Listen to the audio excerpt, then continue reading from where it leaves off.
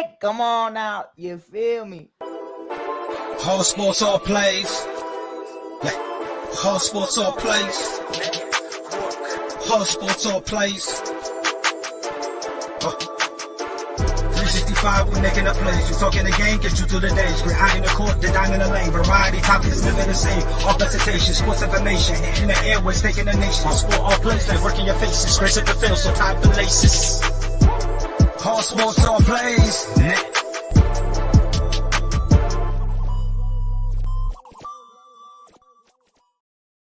Yeah, what's the word, baby?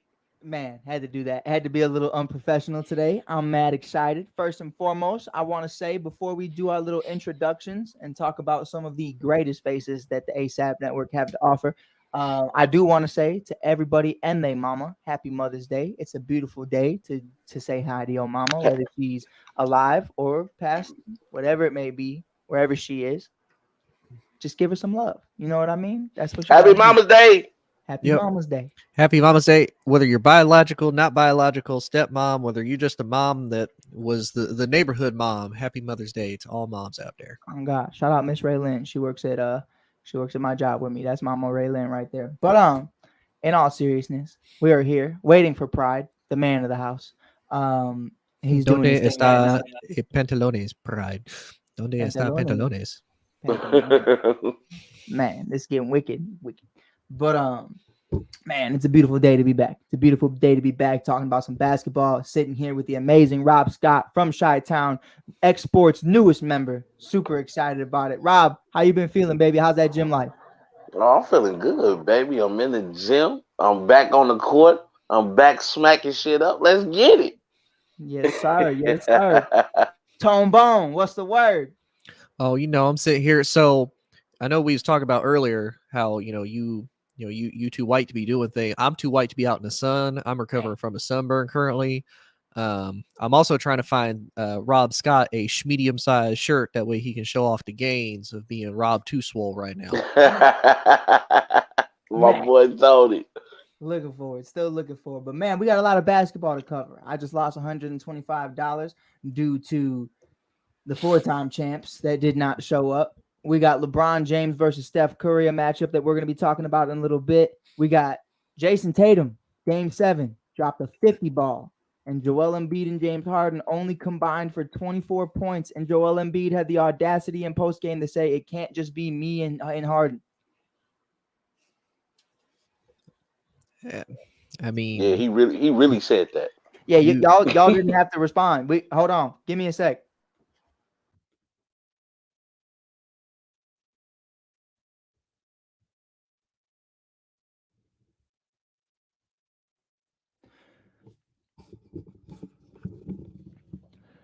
Are you serious, my brother?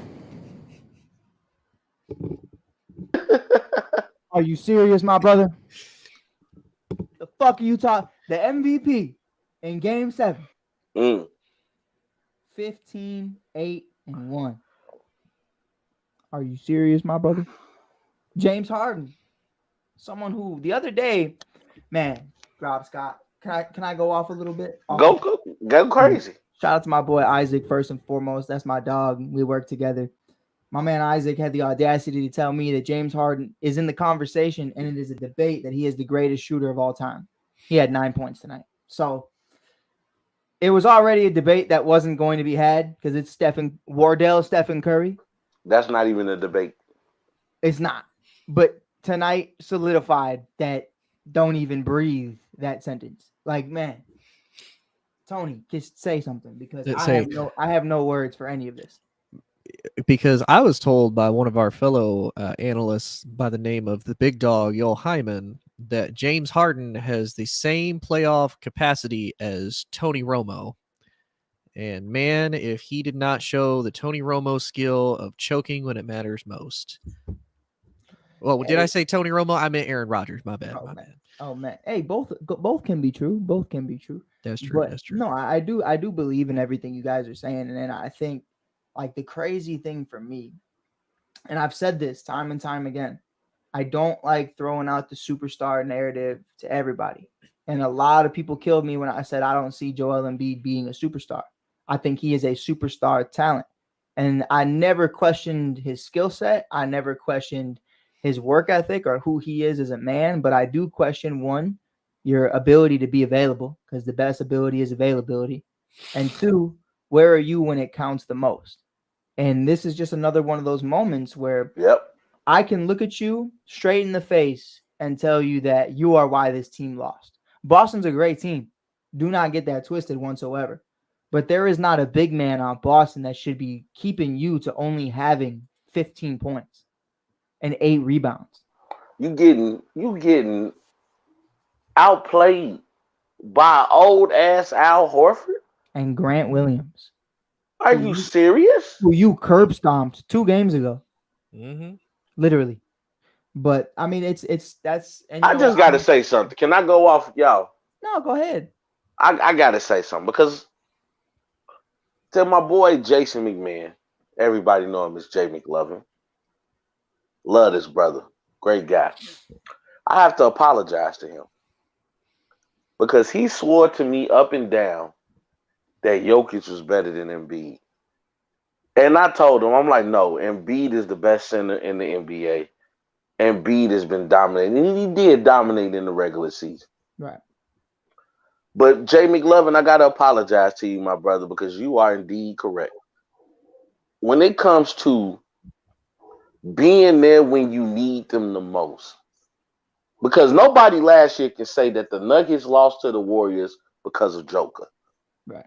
They lost because the Warriors team was a better team. He didn't have Jamal Murray. He didn't have Michael Porter Jr. It was Jokic out there still being a handful for the Warriors. And he said, y'all going to have to work for this victory. And now we seeing Joker come back, take his team to being the best team in the Western Conference again. And now he's back at the Western Conference Finals. I have to apologize to Jay McLovin. You were correct, sir. Because the way Embiid played right now, that was soft. And I ain't talking about SOFT. I'm talking about SAWFT. That was soft. Ooh, throw back Soft to a like little of Pride's the. cock on a Sunday night. Pride, how we doing, baby? More like every night, but I get the point. What's up, my boys? How y'all feeling? Doing great. Hey, did you find your pants, Pride? No, I did not. Pride, what happened to the show can start at any single time because I'm the man of this house? What else did I tell you? You hear that small cough in the background? That's my son. He also I told told me you- he's only the man of the house once every 2 weeks. Okay, then. So I thought today was the day. I thought so too. And life took a left, but I said it right, and here I am. It happens. What a time to be alive. My man, the myth, the legend, Pride from Prideful Takes himself. Game 7, 50 ball, Jason Tatum. How you feeling? I saw it coming from a mile away. Every single time the anti-Jason Tatum bandwagon hits full stride, what happens? This is not the first time he's done this. Jason Tatum is in this weird echelon where if he has a bad game or two, he's the worst player we've ever seen in the history of the NBA. 100%. It's every time. It never fails. Every time. I got people telling me Devin Booker's better. Never laughed so hard in my entire life. And I like Devin Booker. Don't get it twisted. I think that kid's a bona fide superstar. Don't get it twisted. But Devin Booker and Jason Tatum, the No only contest. way, none at all. Tatum clears him, and it's not even close. Hey, It is Pride, not even close, respectfully. give me some credit. I did not bash him this year. I said, give the man a chance because Tatum has shown he him. And the thing with Jason Tatum is people need to understand. Jason Tatum is one of the few superstars. We're doing to him what we do with LeBron James. Have y'all noticed that? Jason Tatum understands. He looks around and says, on my side, I got Jaylen Brown, who could sneeze out a 30 ball whenever he wants. If I'm having an off night, let me lean on him. Let me look at him and say, brother, it ain't it for me. But you know why you're here. You're here so when I'm off, you can fill that void. And if we're both struggling, we got guys who can be on fire like Marcus Smart. We got We didn't even play Grant Williams. That's another dude out there that would just casually sneeze out 15. But if Jason Tatum so much as relies on his team for anything, we crucify him, chastise him, and we say That's he doesn't stupid have the though, mentality. because he has a team. Like I Right. rock with the Celtics. Like I've become a Marcus Smart fan. Like Marcus Smart to me is like kind of what Pat Beverly wish he could be Yes, because he 100%. got it offensively. 100%. Marcus Smart can get it going offensively. In the first half you lost me, but you pulled me back in that second half, Rob Scott. I can't lie to you. I was about to I get it. I was about to We want to show. And I love Pat Bev because he's a nuisance, and that's what Marcus Smart is. But Marcus Smart can come out and give you 20 listen. quickly. This is what I told Pride. Respectfully, this is what I told Pride the other day. Yeah, it's free agency now. Fuck Pat Bev. I'm over it. Like it's done. He's gone. So if he gets re-signed, 100% Pat Bev is one of the best guards in the league. But if not, get the fuck out of here, bro. I'm done. Yeah, but look, you got Marcus Smart. You got the 6th man of the year in Brogdon. You got Al Horford, who's still putting in work. Robert Williams can stay healthy. You better still got Star Lord. Hey, I'm just saying, man. Like you didn't name the best bucket on that team. Well, who are you talking about? You talking about Derek White is a bucket. Derek White is a bucket. Derek White left San Antonio and said, "Watch this." Yo, my man sacrificed his hairline to help us win, and bless the man. Bless Dennis that. Schroeder could never. Bro, imagine that. Hey, Derek White face looked like a baby emoji. On God, 100%. Like, he looked like a Pokemon that kind of halfway evolved but didn't fully evolve. But then just stopped. And yeah, it's like weird to me. It's weird to me. He's the only dude I know who can have like that little bandana thing, like that coverage of forehead, and you still know you got a massive forehead. I don't know how he does it. Bless his heart. But bless his heart. Like a Squirtle that tried to evolve and just turned into the wrong. Yeah, just gave up. Like it's wild to me, bro. But like he looks like an artist. But let me just.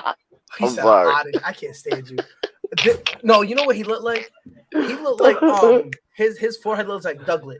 You know that Pokemon that just let that thing open from the ground? Man, he kind of looked like if Eevee and Psyduck just had a love child. It's kind of like you mean E.T. You mean E.T. Because yo, his forehead was the finger. And again, I can make these jokes because he's on my team and I love him to death. Man, but I just want to throw this out there. Okay.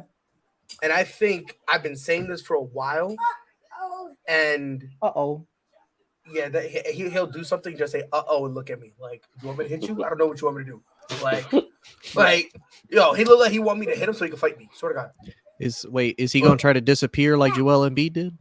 Bro, dog. I don't know who was. Listen, thank you for the segue, Tony, because I do not ever in my life want anybody to tell me with a straight face that Joel Embiid is the best center in the NBA. Oh, if you are an NBA player, and you play the 5 position, you are fighting to be number 2 at best. Yeah, and it is not even close. And Pride, can I throw something in there? Can I throw something in there and ask y'all something real quick? Go ahead. Yes, sir. Yours. He mentioned that he and James Harden can't do it alone. At one point, there was you, Joel. There was James Harden. There's Tobias Harris. And you also traded away this dude that apparently didn't want to be there no more by the name of Ben Simmons. So 4 of you can't get it done. Hey, Tony, can I take it a step further before you continue? No, Don't forget about Maxey. That's all you, sir. Man, I'm going to take it back a few years. Okay. You had Jimmy Butler, Ben Simmons, Joel Embiid, JJ Redick, Tobias Harris. What was bro's name? Markelle Fultz. Still couldn't get it done. But go ahead, carry on, Tony. Oh no, I just wanted to throw that out there to add to Pride's. Oh, okay. Well, you know what? To continue with the segue. Sorry. Speaking of disappearing, how fast you think Philly about to throw Doc Rivers out? I think instantly. I think Pride. Before I let you go, because I know you have a great topic about it because of everything the Celtics have gone through recently. But looking at what happened with the Celtics, take that away. Okay, you outside issues, well, technically inside issues, but like not on the court issues. Right. Take that away. A man who just went to the finals, they didn't give a fuck about. Monty Williams had just gone to the finals. Didn't give a fuck. The Milwaukee Bucks, who probably 50% of NBA fans can't name the head coach of the Milwaukee Bucks, but he also won an NBA championship. Fired him. If y'all don't think Doc Rivers is getting the boot, you're crazy. I think, but here's the thing. I think there's those two situations are different, and or three, and I'm explaining to you why. I understand the Celtics one is definitely different. No, I'm not even talking about them. I'm talking about with Doc Rivers, Mike Budenholzer, and Monty Williams. So That's when his Monty name, Williams, Mike Budenholzer. yes, Yep. Mike put it in my. You're Mike Budenholzer. Get the fuck out. Not even Mike put it in my Budenholzer because he coaches like a bitch. Man. For Man. Monty, the problem was, Don't say it. honestly, in my opinion, it really wasn't Monty's fault why they were in this hole. Right. It was the front office who gave up their entire bench to go get KD and then go, we got to roll deep with our big three, that being Chris Paul, Devin Booker, and KD, and hope and pray that DeAndre Ayton forgives us for treating him like garbage. Can I interject for a second? Go ahead. The floor is yours, brother. I would just say, from a coaching standpoint, what Monty Williams failed is because he did not make adjustments. Yes. He continued to try to play Aiden as some dominant center, and but here's the problem. But what's Rob, your adjustment? You have exactly, Rob. You have nothing else. They gave up because what they could have done, what they could have potentially done, Bridges. They could have thrown in Mikal Bridges and had basically had Ayton out there as just a body, where if he gets fouled out, who cares? Doesn't even matter. You still got other guys who can follow up, or come out with a small lineup. Have KD at the 5. Remember when Golden State had that death lineup with KD at the 5? You could have potentially done something like that. But the Phoenix Suns, their organization, put themselves in a situation where you can't make adjustments. Listen, the best adjustment they could have had was have play Landry Shamet more.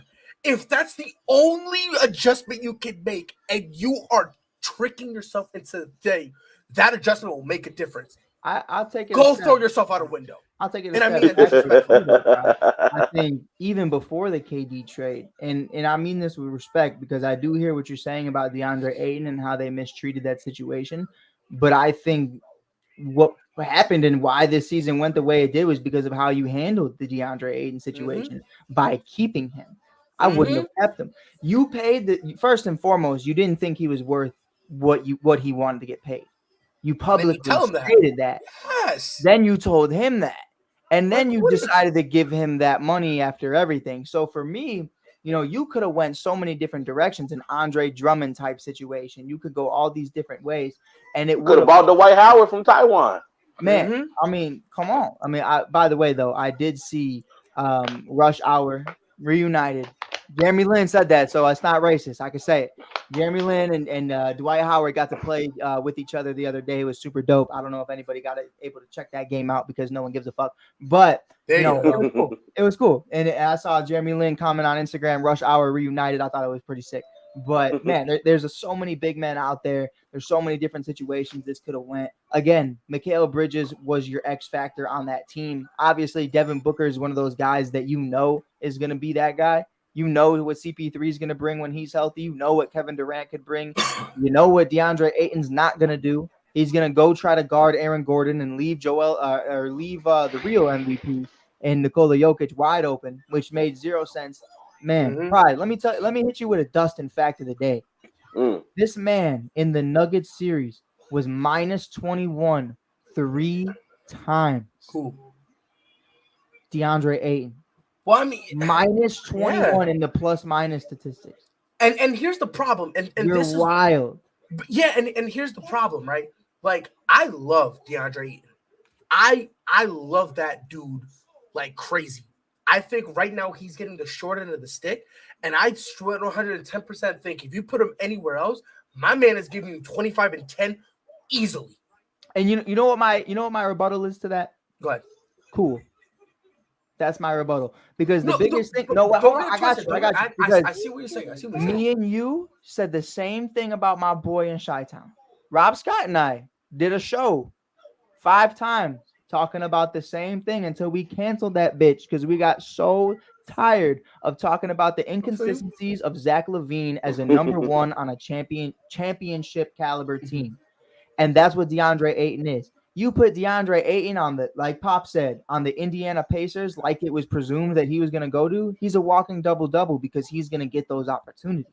But it's not just that though. But it's not just that. It's not just because he'll get the opportunities. It's because he'll want to be there. Right. I think a lot of the times, like I'm gonna put it to you this way. But wait, I want to ask you this though before you Go do ahead.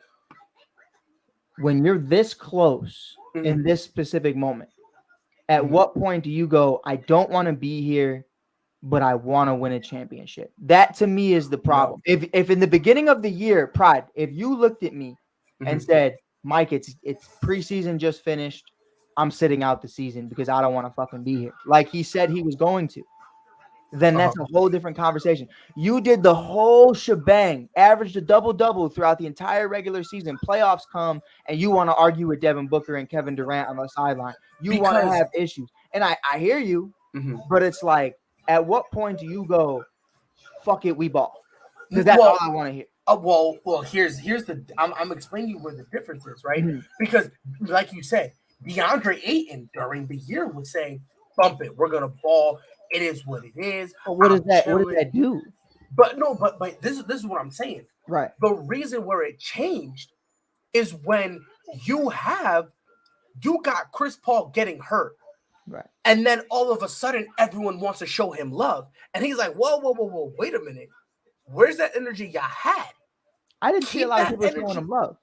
No, they were trying to. Until DeAndre Ayton was spitting venom back at them.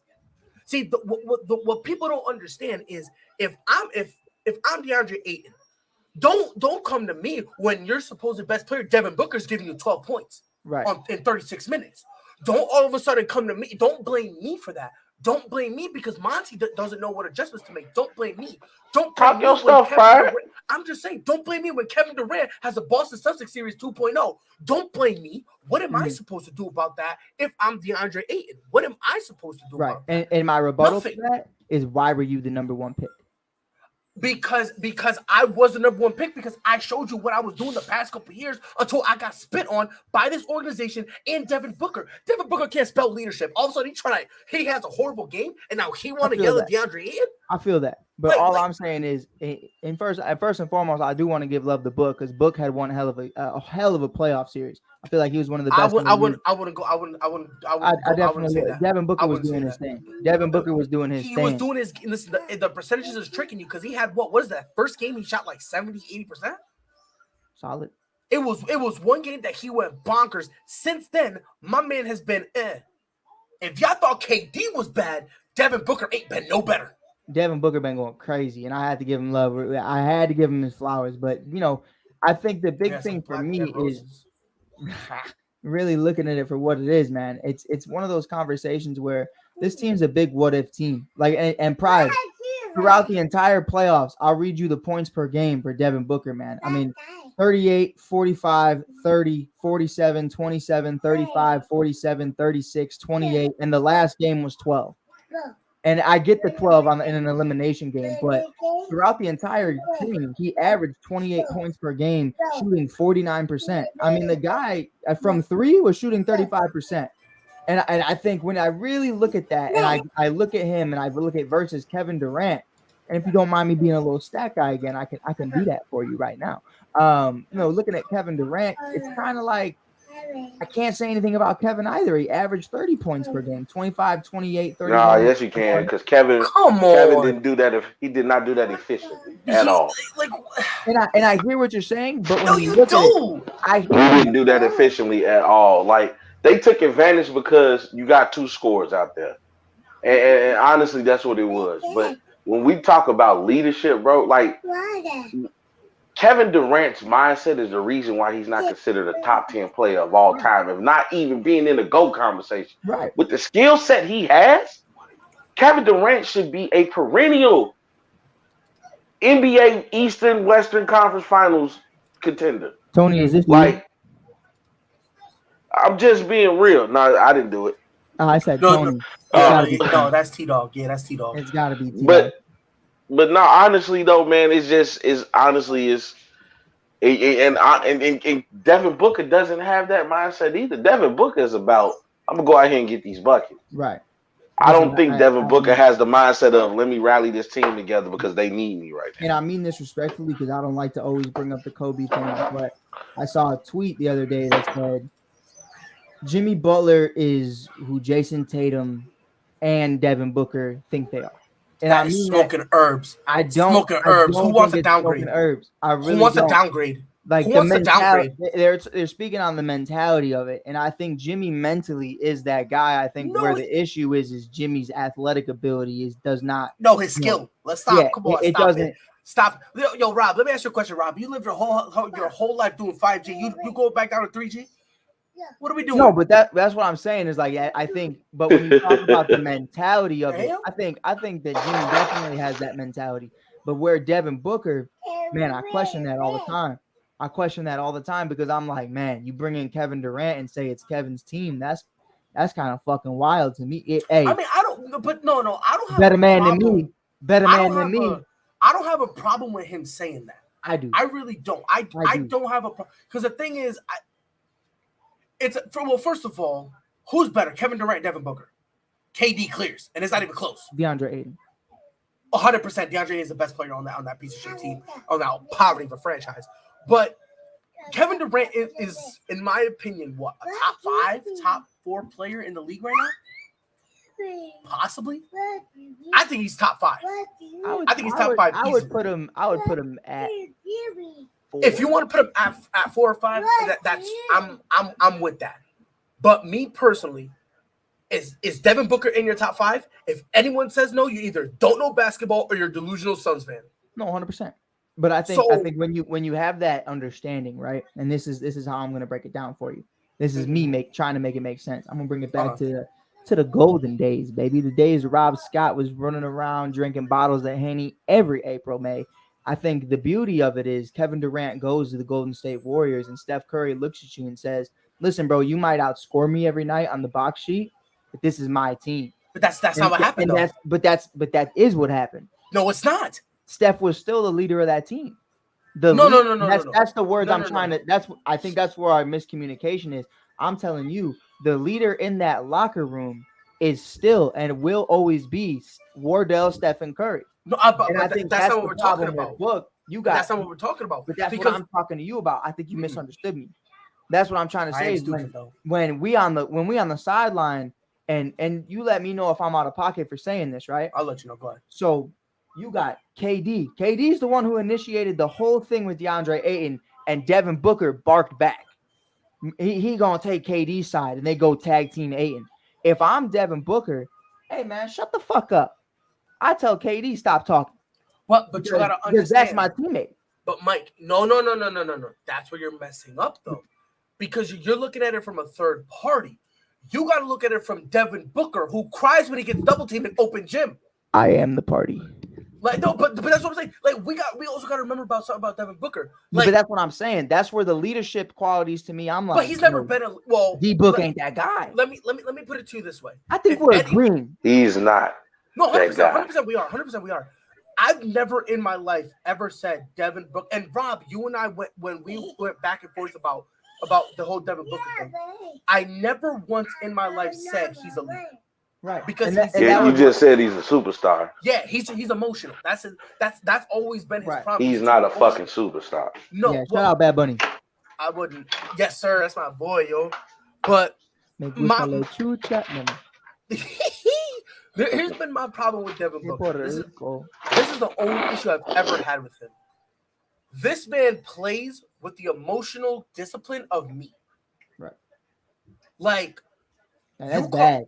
It's horrible. It's horrible. Like you're my brother, and I know that. But I also know if I ever played on the same team as you, you would hate me.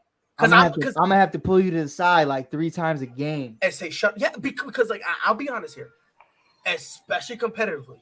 Yeah, man. I am a prima donna with no talent. Man, I swear to God. Imagine, like I am Patrick Beverly. I was going to say that. I am Patrick Beverly. I am dramatic. I'm this is me. Rob, when I I am. tell you, Rob Scott, I'm sorry. When I tell you that was the first person that came to my mind. Swear to God. Swear to God. Swear to God. Listen, I am Patrick Beverly meets PJ Tucker. Like I am Jordan just Poole. He is that's Jordan Poole in this bit. even worse because at least Jordan Poole can probably bag a few. You feel me? Like Yeah. me, bro. I ain't got nothing, bro. Fucking I'm fraud of just the year.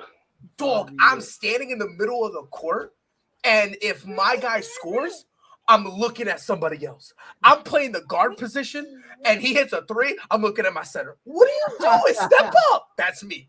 That's me, right? Man. Devin Booker does the same thing. Also, Go ahead. I wanna address this because I've been staring at it for a while, trying to compose myself. Anthony Price, I love that you watch this show, brother, but do not ever disrespect True Holiday ever again. The best defensive guard in the league. I don't want to He's hear not it. Marcus Smart. True Yeah, Holiday.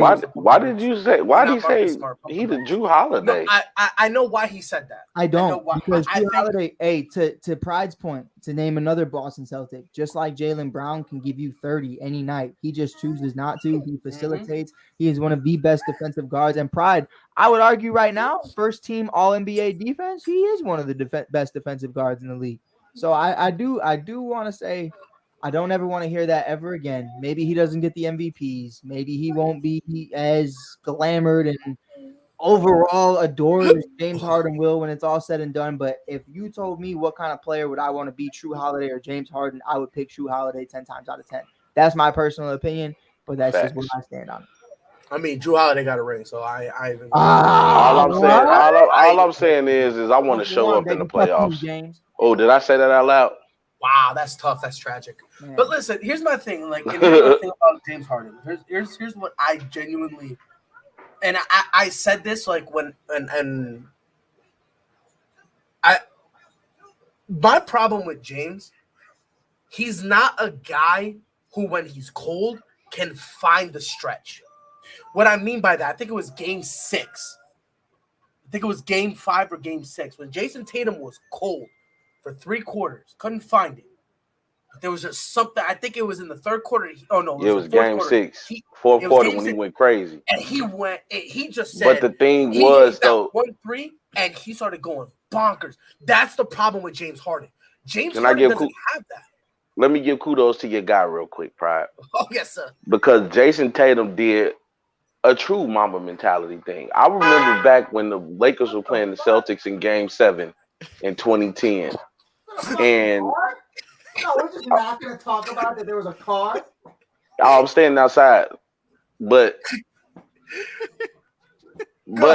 in Game 7, remember Kobe went cold, but Kobe also got double-digit rebounds, and he started facilitating the ball, which he gave Ron Artest that clutch 3 that he hit when he gave a kiss to the crowd, and the Lakers beat the Celtics.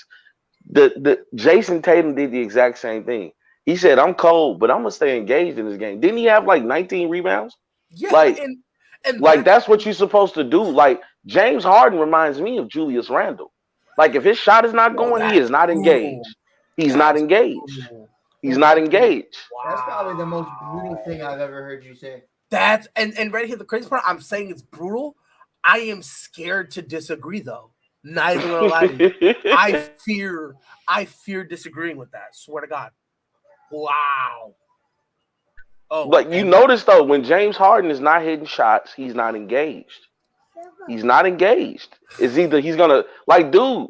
He was getting to the rim and throwing the ball for a pass when he's at the rim.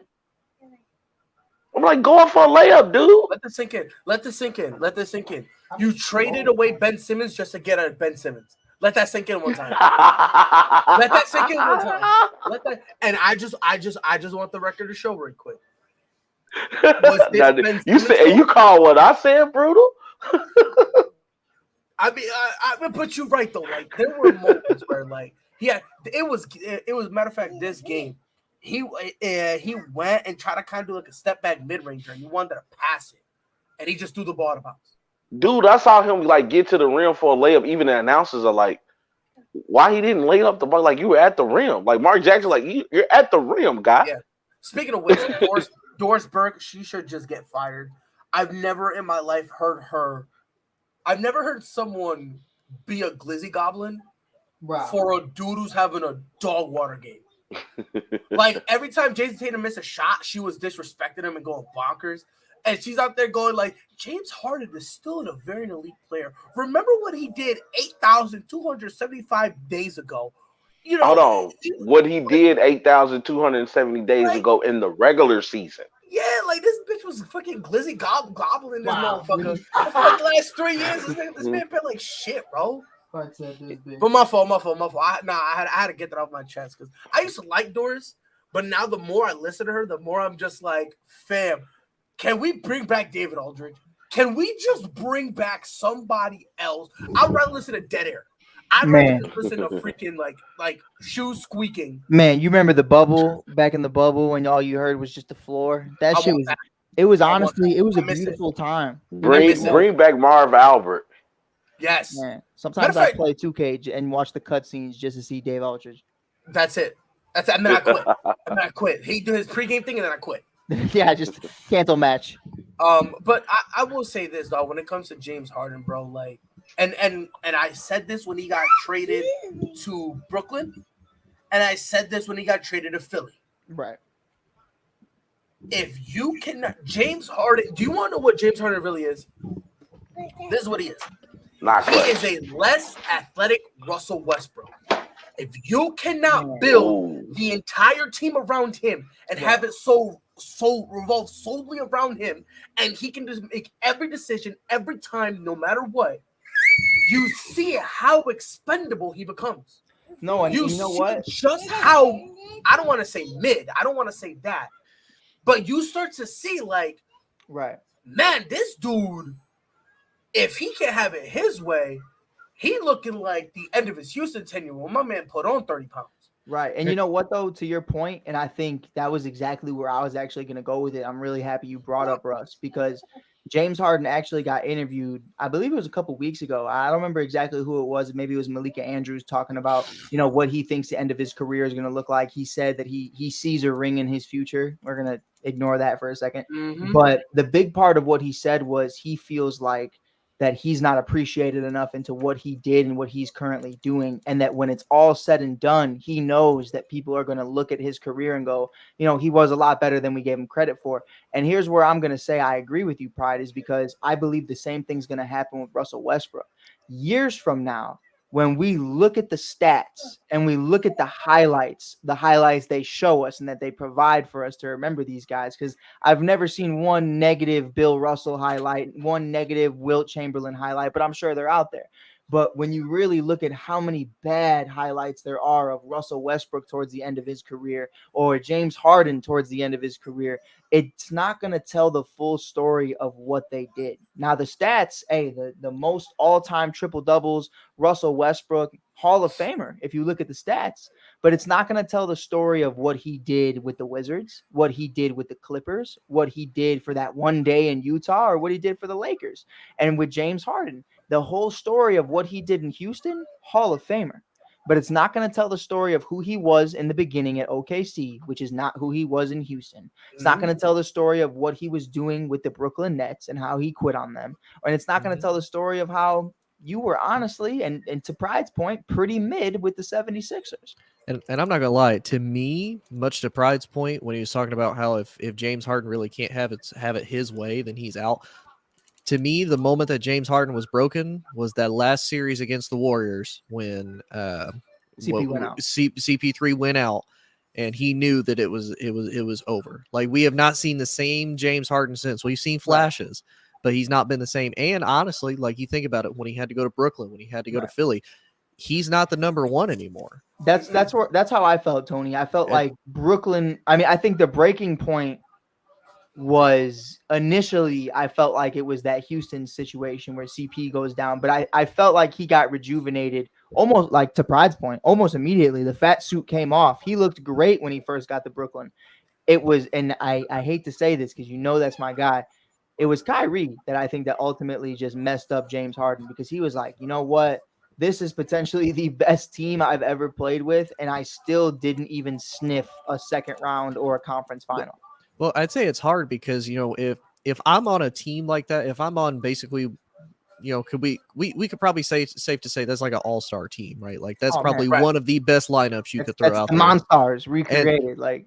And one of the guys just has this I don't really give a fuck mentality. Mm. Like that, I'm gonna be like, wait a minute, why am I gonna put forth all this effort But- if this dude ain't even willing to put in half of it? But here's kind of my pushback on that. Like, Yeah. yeah, Kyrie kind of didn't have that, I don't really care attitude. But in every big three, someone always had a sacrifice. Right. Chris Bosh was looking like he was going to be one of the greatest power forwards in the history of the game when he started in Toronto. Talk about Kevin Love in Minnesota. Same thing with Kevin Love. When you're part of a big three, someone always has to sacrifice. Klay Thompson with KD and Curry, and not even that. I mean, Klay. I don't want to hear nothing about Klay Thompson, glorified role player. As I was saying, for also rudely interrupted. Yeah. For some reason, Mm-hmm. and I blame James James Harden for this. For some reason, he thought we're gonna make, and that's fine. He got his feelings hurt every time he loses. He gets his feelings hurt. So fuck him. It's just crazy. He hasn't been the same ever since he said that. Oh, he got his feelings hurt. Yeah. You know what else? You know what else got hurt? You, bozo. Hold these nuts, bro. By the way, how was it almost losing to the Kings and they get bounced by the Lakers? Yeah, okay. Come on, bro. Grew his hair out and grew an attitude. All of a sudden, thinking a big boy. You know what? Let me say this too. The problem that the Brooklyn Nets had is because James Harden and Kevin Durant went there thinking, great, now the pressure is off of me and I don't have to be the leader.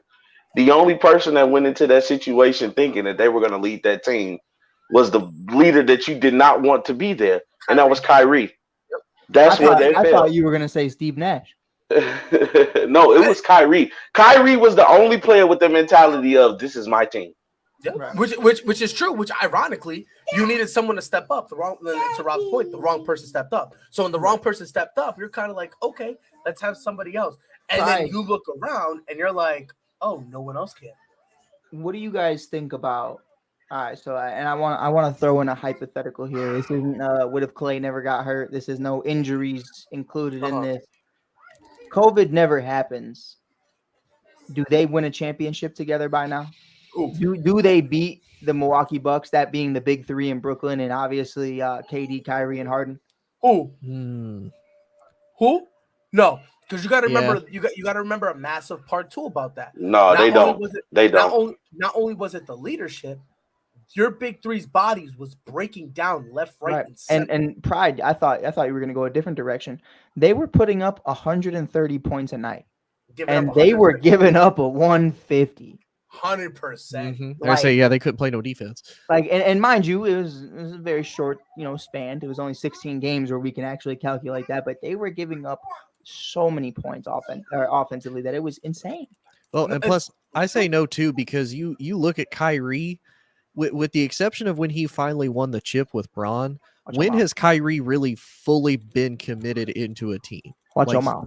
Watch your mouth. I mean, if we're gonna be honest, if we're gonna be 110% honest, I think he really even wasn't committed for that championship team. No, because if you hear him talk about it, he was saying he was thinking about leaving ever since LeBron got there, right? And every year since. I would say Kyrie started to care 2016 second round. That's when you saw him lock in.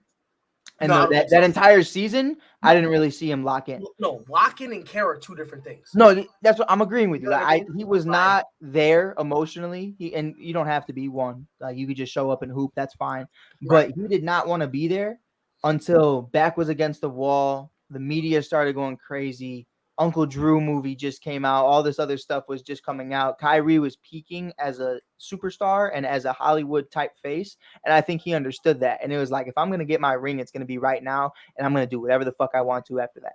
And I think that was really the moment where it was like, then obviously the beef with Klay and Curry, I think that just kind of drove him to, hey man, I don't like Bron, but I don't like you guys just a little bit more. So I'm going to lock in just for this moment. Right after that, the rest is history. But Tony, I wanted to sit here and say that I think in Dallas he tried, and because I watched a lot of that, and I think I do believe Kyrie Irving gave a fuck in Dallas. I just think the team schematically. I mean, you lose Dorian Finney-Smith, you lose all these other pieces, and it's like you just lost your only defense that's helping Luka Doncic. But So, here, I mean, it's another Brooklyn situation where Literally. so, like we're putting up 120, it gave Mhm. up 170 this time. Like Yeah. it's bad. But And the most important thing in that equation is Luca ain't KD. Luca like, nah, boy, this is my team. I'll do you yeah, one better. I'll do you one better. We can say Luca from a scoring perspective is going to give you the same amount of points and pride. That's why I'm being careful with what I'm saying. He's not doing the same thing KD does, but he can give you 30 and 30. You know what I No, mean? Like no, I feel he's not doing what KD here's does. what I'll He can do here's it what better. I'll I get say that. though. Christian Wood is not James Harden. And I think that was the problem. Is you thought these guys were like, nah, we got Christian Wood, Luca, Kyrie, we'll be good. Christian Wood is a 4 who plays the center position. That's the first mistake everybody makes. He's a poor man's Bam Adebayo. Oh my God. He's an if we're gonna be honest, unathletic center. Like that's what it is. exactly. Like he's just like Bam, where they put you at the 5 Yep. because they don't have a 5 and they Yep. can't get one for some reason. So Right. they're just like, well, we need you in the starting lineup, so we'll just put you at the 5. Remember, he started in the beginning of or he was on the bench in the beginning of the season because JaVale McGee gave a shit. Then JaVale McGee was like, yeah, I don't want to do this anymore. Like, so Mike, here's my other question though, because because I do agree, it did seem like he cared more, and it did seem like he was having more fun. not But a word was said. in Dallas. But here's my other question though. Mhm. What is really going to be next for Kyrie then? Because that was his whole purpose of going to the Nets, is he wanted to play with KD. COVID happened, Kyrie's mentality whole thing went potentially down the toilet. What however you want to put it. Right. Then there was talks of, well, if he can go to LA, if he can play with Bron again, which I'll be honest, if he goes Lakers, I don't think it works purely because, I think at the moment, he says he's okay until he gets into it, and then it's not going to be okay again. Right. So, I mean, Yeah. that's what I'm kind of not understanding is why is it just some I don't want to say some random dude in Luka, but some guy you would never expect to be the guy in Luka to be the one that like kind of makes it work for Kyrie. Like that's why I just don't understand. Yeah, I think that's a great point. One, I think the big issue is he didn't want to go to Dallas. And I think that's the consensus. Is everyone knew, everybody and their mama knew that he wanted to go play with the Lakers, and the Lakers wanted him to come play with them. I mean, that's really what it was. Like LeBron understood it, Kyrie understood it. They both publicly said it. The Lakers tried, weren't willing to give up that other first round pick. So, there's a lot that went into that. And also Dorian Finney-Smith is probably one of the better options from that current constructed Lakers team. You were going to get Russell Westbrook for $40 million on a 1-year deal, or you were going to get Dorian Finney-Smith, who he's like 23. He's on a rookie deal. He's one of the best defenders on the Mavericks. It's a solid pickup. So, and I think they got someone else too, but I forget exactly who it was. But, I think the next step, in my personal opinion, for Kyrie and pride, I'm going to let you go on that a little bit more than I am, because I think you understand LeBron a lot more than I do. But yes, sir. I think they're going to try it. And I think when it's all said and done, people are going to say, maybe you should have rocked out with the team you had in 2023 again, rather than try again with Kyrie. Because, again, I like Kyrie and Bron reuniting. I think it's a good idea, but I'd also still like to somehow keep D'Lo and company in the fold. I think if there's a way to make it all happen, that's perfectly fine. But if you switch out D'Lo for Kyrie and whatever other intangibles that becomes, because obviously Kyrie's not signing for no $10 million. Like, that's not happening. You know what I mean? Like, he's going to get $30 to $40 million. That's what it is. There's no pay cut that's happening with that. And that was a big issue for the Lakers as well, is trying to figure out what Kyrie wanted. He said, I'm not taking a pay cut, so I might not re-sign. And that was a big part of why they didn't want to give up 2 first-round picks, because you didn't know if you were going to get the longevity of it. So for me, I think the smarter move for Rob Pelinka right now, bro, you struck gold trading Russell Westbrook. You struck gold getting Vanderbilt, Beasley, D'Lo, all these other pieces. Hachimura, I mean, the list goes on. Austin Reeves' arrival. I would continue to rock out with this squad, but that's, for me, Tony, to answer your question, that's really the only place I could see Kyrie going is LA with Bron.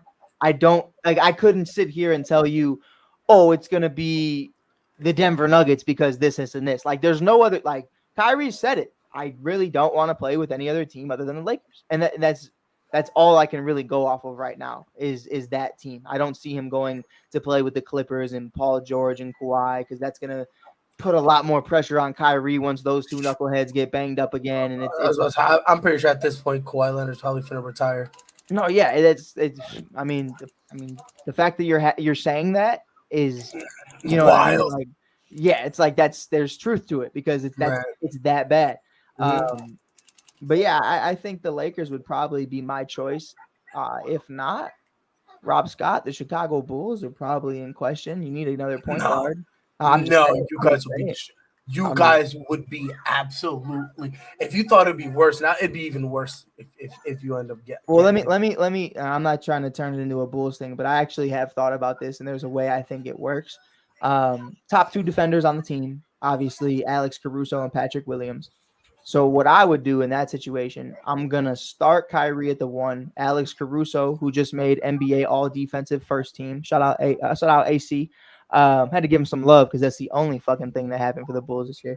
But I would start Alex Caruso at the 2, Zach LaVine at the 3. I would have Patrick Williams at the 4, Vooch at the 5, and DeMar DeRozan. You can hit the road. I'll first no. No, I'm just saying that's the only way it works is if Debo's gone. You know what I mean? Like, there's no way that defensive team. It won't work. No, it wouldn't even work with that lineup. It wouldn't work with that lineup because as much as I like Zach LaVine, now his motor is being questioned, and now I'm starting to notice every time his bucket doesn't fall, what does he do? He all of a sudden doesn't feel like playing. Here's the problem. The thing with Kyrie, you need to put him in a situation where leadership is not a question. Right. Just go out of LeBron James. That's LeBron it. James. And that's it. There's LeBron only James. 2 teams. I'll be honest. There's only 2 teams that I think he can go, can start, make an impact, and then we'll just shut up. The Lakers and a home reunion with the Celtics. I heard it first from Pride. I will literally hang myself. I'm already suicidal as it is. That would be Pride's 13th reason. Bump that, bro. That's my 14th reason, bro. I stopped Kirk. Here's a picture of Pride's demons after Kyrie gets re-signed. They're up. No. That's me crying. Like, I'm laughing on the outside to keep him crying. That's just me. Man. I'm just like, but it's either he goes to the Lakers, right, or Golden State. No. Oh no. I'm talking about a team that has the leadership already set. Everybody gets held accountable. The problem, and if you say some stupid stuff, you'll be held accountable. No. Now, Pride, is that with or without Draymond? Because you know Draymond's there. That's not. No. In order to make this work, Draymond gotta be gone. See, but like the way I think about it, and y'all can correct me. Now, again, let me clarify. I'm not saying it's gonna happen. Right. I'm just saying, in terms of where Kyrie would go, the structure needs to be there. Those are the only 2 teams that that actually has it. And if you say Denver Nuggets, we're not ruining Nikola Jokic. I don't. I know where we're going. The Memphis Grizzlies, right? No. I think there's a real possibility. Man, I'm scared. Rob Scott, are you here? And I think I know what you're gonna say. Rob Scott, are you here? Paging Robert. LeBron James Scott. 2.0, huh? Hold on, watch this. Steph Curry is the worst shooter ever. Damn, he must have got hit by that car. But anyway, but I think, man, I'm scared. I don't want to do this. Go ahead. You already said there's a reasonable conversation. I'm here, guys. Oh man, thank God. Rob, hold my hand, take a walk with me because Pride's gonna jump me.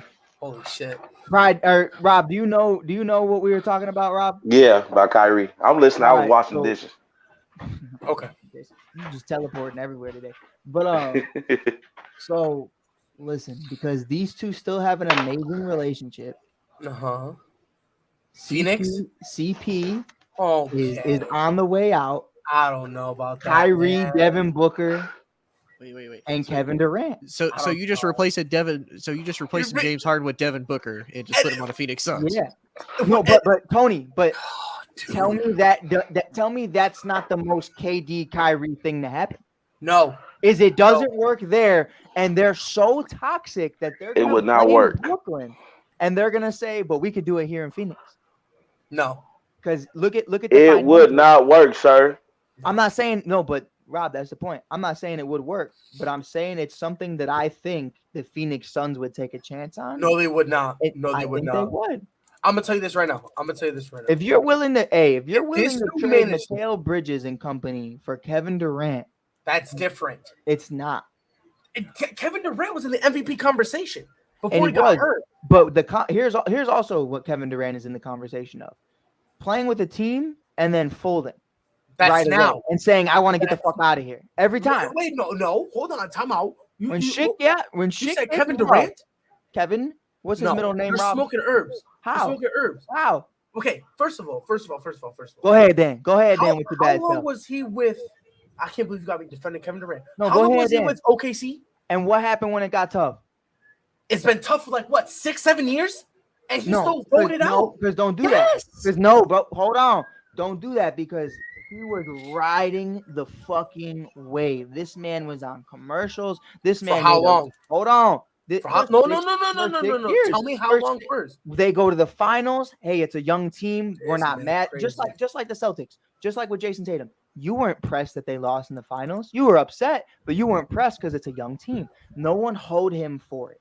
He got the Thunderstruck movie, which was awful, but he got all these other things that went into it.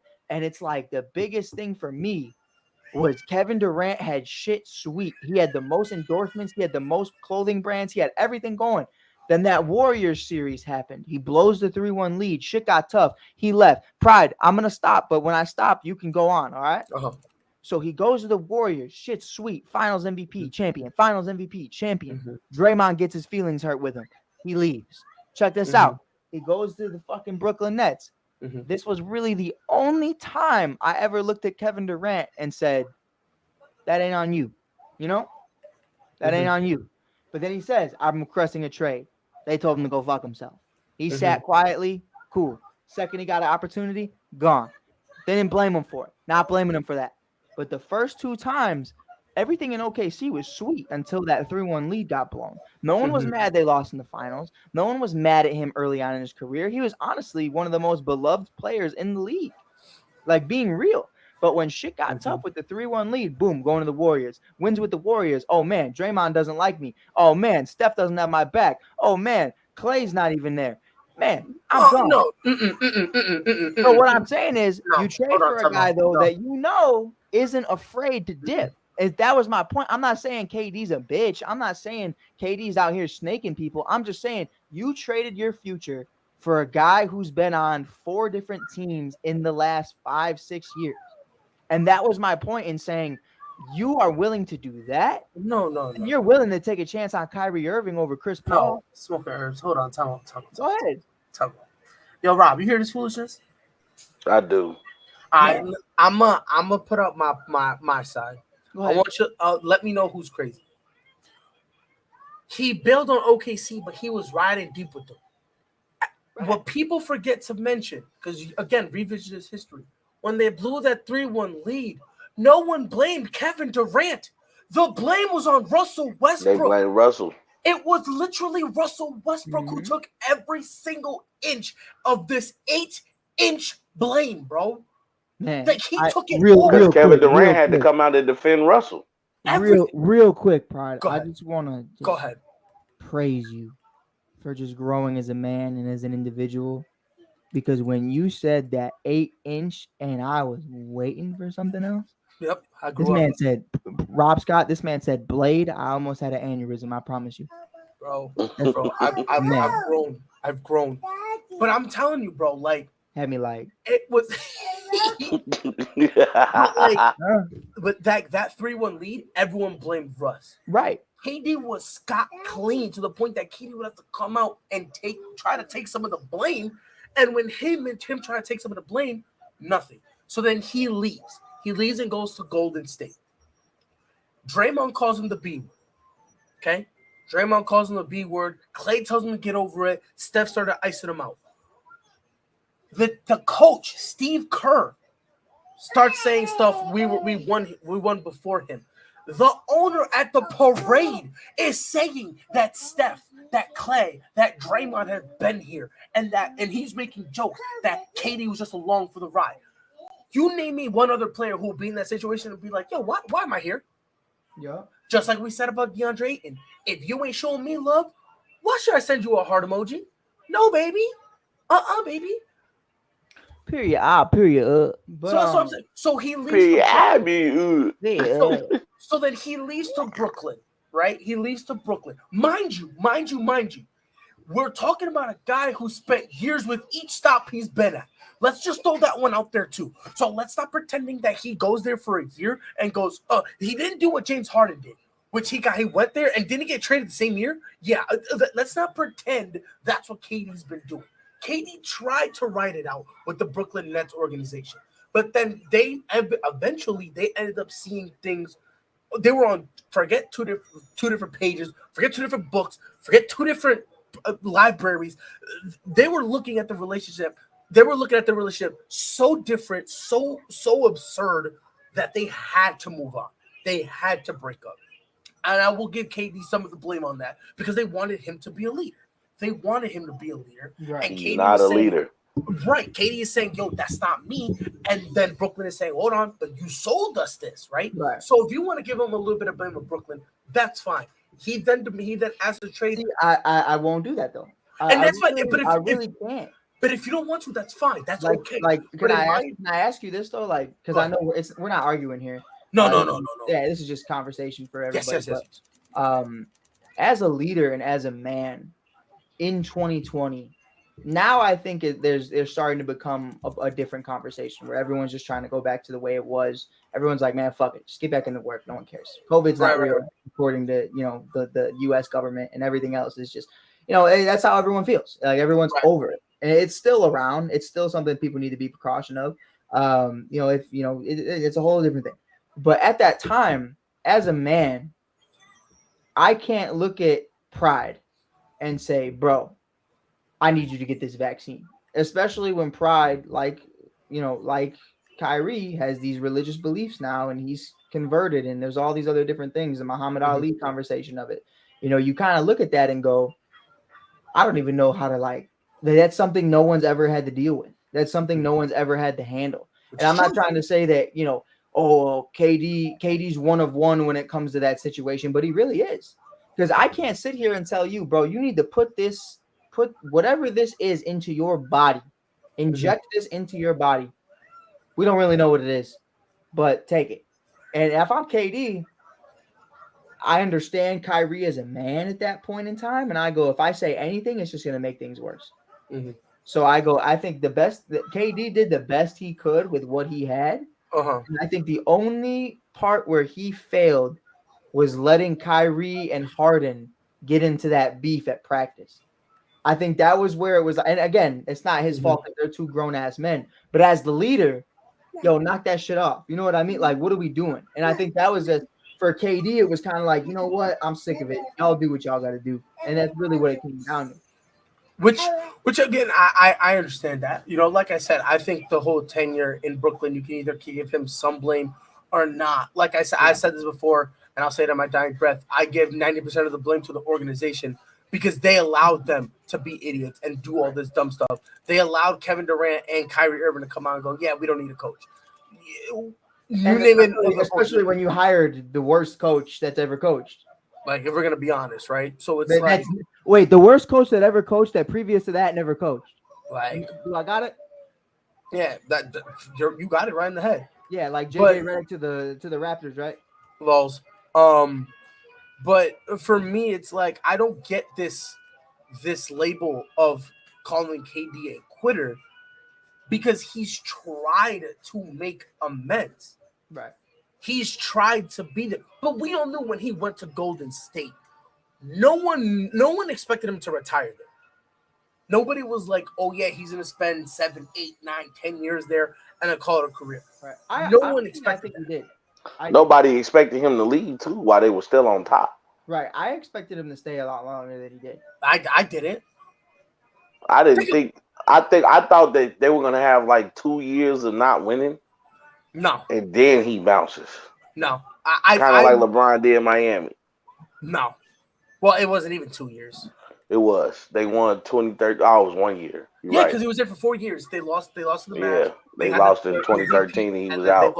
But again, LeBron was like, "Look, I'm signing this contract here. I don't know if I'm staying here past this contract." LeBron made that known to Pat Riley from the jump, and I think Kevin Durant kind of had a little bit of a. He told him that from the jump. Can He I told also him that can from I the jump. rebuttal really quick? Go ahead, slander But- LeBron. But no. But when you go out publicly and say not one, not two, So that not okay again, not four, not I've five, said not this- 6, not 7, it kind I've of said like this. seven I've- what? 7 what? Because that's 7 years if you're getting 7 rings. I've said this before, I hear you though, but and I I'll say it to my Brian, before dying you breath. say it, That was a lapse in the programming. Okay, I programmed Braun, and I said I meant 4. I sneezed and accidentally put 7. That's my fault. well, no, I think it was the Henny and Patron on a parade float. 110%. I think he was off it. I think they were all off it. I think he was a little too lit because I remember him saying that, and I think D Wade that was with him. I think D Wade was with him, and he looking at him like Wade was like, he looked at him like, yo, you Wade said I was think like- all 3 of them was on stage at that time, wasn't they? yeah, Wade- yeah, but Wade I was think like, I Wade- don't even have 7 years left. Yo, I'm saying, like, I remember D Wade looking at him like, fam, you signed a 4-year deal. Math ain't mathing, brother. Like, I remember he was looking at him like that. Which, again, I will say this in my dying breath. I spoken to LeBron about it. He has apologized since, and you know, but he shouldn't have said that. No debate. But when it comes to KD, I think KD knew I'm not going to be there this long. I think what it was for him, he was 100% in his mind, I'm going to ride this out for as long as possible. I think after the second championship, he was looking for any reason to leave. Oh And yeah, I for sure. think when Draymond called him the B word, I think he took that as the opportunity. And then all of a sudden, everyone started acting the way they were acting, and it just made the decision even easier for him. I think it's also, man, respectfully, like as a man, y'all got y'all ass busted by LeBron James, and I saved y'all career. If we're gonna be honest, Like and Robert, I also see the other side where it's like we won without you, we won during you, and we won after. So I see You both feel me? sides. that's true. But You I feel also me? look at it and I go, yeah, but there's a reason why you brought me here. So I ain't gonna have this dude calling me a bitch. Like on a real. Especially Draymond. Like no If Curry disrespect, called bro. me a It's bitch, Draymond. man, makes sense. Yeah, I was about to say if Steph calls me a B word, hey, I mean, Pride, That Pride, ain't even in give me Steph some love, character. give me some love, Pride, because at that time, if Clay called me a bitch, Clay was one of the best defensive guards in the league. I might accept it. I might Second accept best shooter in the league. it. I might Okay, accept it. Okay, he's earned that. He guards Yeah. LeBron. He guards Yeah. the best player. So I'll Okay, accept that. I'll accept it. Hey, no, I don't accept it because Clay look like he don't even know how to curse properly. man. Yeah, he Nah, I cuts think his he heels. do. He I cuts think his he heels. Nah. Clay is like a stoner, bro. He is though. He's I too- actually heard He him tell too a story he's too about chill to like when he got even turn arrested. up. Nah, for sure. I hear that. Yeah, like he got arrested for a bag of weed in front of his crib. That's a bad time. That's it, man. I'd be even more mad that I was in front of my crib. Honestly, me myself as a man, I might actually. Well, that's where the white privilege comes in. Me myself, if I was in front of my crib, I might be like, okay, 1 sec, and then walk in my house and then throw the shit and then walk out and be like, okay, we can do it now. What's up? But that's I was. It was a misdemeanor, but what happened was it just happened at the wrong time because that was during the time he was in the draft. Yeah. So when the news got out that he got pulled over for a bag of weed, it kind of turned some teams away from him. So You know what I'm saying? What's up? But in the end, everything that happened was meant to be. I know you hate to hear that, Mike, but because he ended up with Steph and they formed one of the greatest shooting backcourts we've ever seen. Everything happens that's meant to be. Hey, Everything happens. and I know we about to get off, I know we about to get off. I just want to say it's been an exciting NBA playoffs, and I hate the fact that Ja Morant is taking away that attention from these great playoffs by just being an absolute idiot. I have no sympathy for the guy. Whatever happens to him, he deserves it. I hear that, and I that's honestly because I'm tired of talking about it. I agree, and that's all I'll say. Yep. No, I'm with you. It's a shame. Again, Stupid. It's they stupid. they had the conversation with him, right? We've We done went it, through the whole thing. Like we already did this, right? and it's a shame because when I'm looking at this, and I'm not saying this to be disrespectful or rude. You had both your parents growing up. You grew up in the suburbs. I mean, let's keep it a buck out here. You grew up with the suburbs, bro. You Private went to a school. Yeah, you went to a school where they had a uniform. Just because you grow your hair out don't mean you about that life. It's okay not to be about that life. It is okay because sometimes you need to sacrifice. And sometimes you need to do things the right way. Bro, you got a whole kid. If the A NBA whole daughter. you got a whole youngin. And for some unknown reason, you're more interested in holding a piece than you are holding her future. It's not Come the on, piece bro. to me though. It's No, really I not don't the care piece. about the gun. Right. It's I really it's the stupidity. right. My thing is you already, you know what I'm saying? If we want to talk street, let's talk street. Mm-hmm. You already made yourself hot. Way too hot, bro. You blew up your whole spot. You done lost endorsements. You lucky that Nike said we'll stand with you.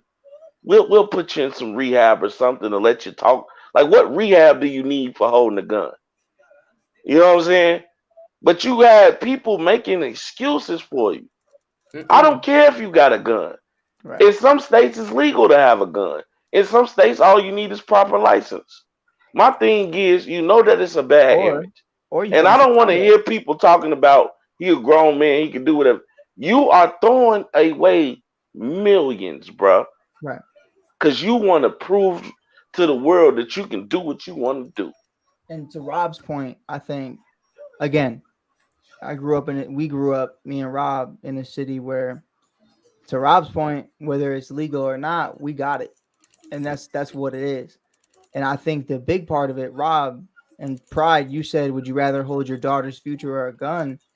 The answer is neither. He'd rather hold a phone in his hand and record the whole thing, and that's the part to me where it's like, I'm cool, man. If this incident happened, right? Pride, for an example, me and Pride are in the car. We pull up next to John Morant. He's in the car with his buddy waving around a Glock, just listening to Young Boy, whatever the case was. And we recorded it. It's a different conversation. If you got caught lacking, you got caught lacking, and that happens. But again, it was your own people who recorded this on live and did it. If I'm Ja, the second my boy goes live, yo, turn it off. Because I already know what's going to happen. And But you want to know that's why what I'm I'm saying saying. no? You don't care. You're No, but ignorant. no, That's you- what it is. Do you want to know why I'm saying no to that? Mm. Because I guarantee you, and I am willing to put my You life told on him it. to go live. And like I said, I hate my life. I hope I do die. So this is a win-win situation for me. But I put it on my life. That was John Morant's phone. 100%. He handed to him and said, "Hey, yo, go live. Everybody get lit." On God. Oh, no. God. This is how he said it. I'm sorry. I said it wrong. This is what he said.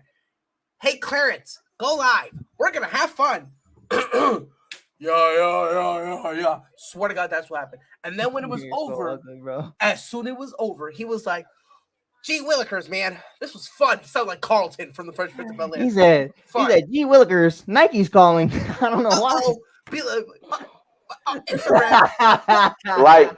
like it's really like No way. it's like that example of Friday when Craig Pops asked him, "How did you get fired on your day off?" Yes, bro. You're out the playoffs, bro. I wanna give love too, though. I want to give love to my guy, Jeezy, Randy Jowers, the biggest Memphis Grizzly fan in the nation. Probably and the only one at this point. and I want to man, and I want to give him love though because Randy.